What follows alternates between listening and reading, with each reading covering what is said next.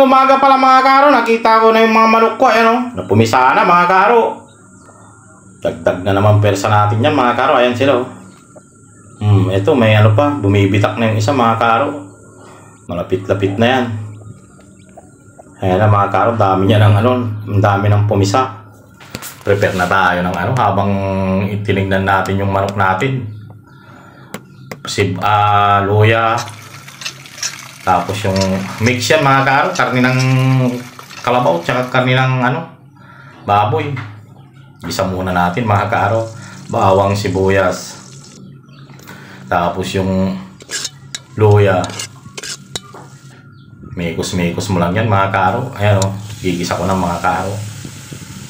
Siyempre, susunod natin dyan mamaya yung black beans mga karo. Yan, black beans. Sarap yan mga karo.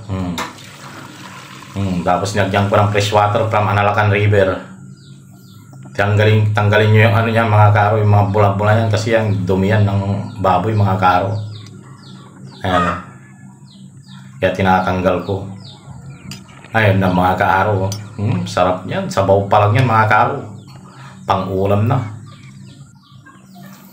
Tapos nilagyan ko ng bitchin. Nakulo na parang bulkang mayon mga karo.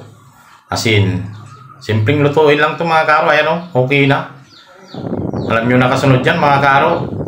Tanghalian tayo dyan. Luzon, Visayas, Mindanao. Tsaka yung mga taga nasa ibang bansa. Pananghalian na dito sa Pangasinan mga karo.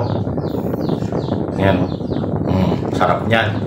Tanghalian na din tayo dyan mga taga Pangasinan, panangod tulad dyan Pangasinan, mangod tayo namin.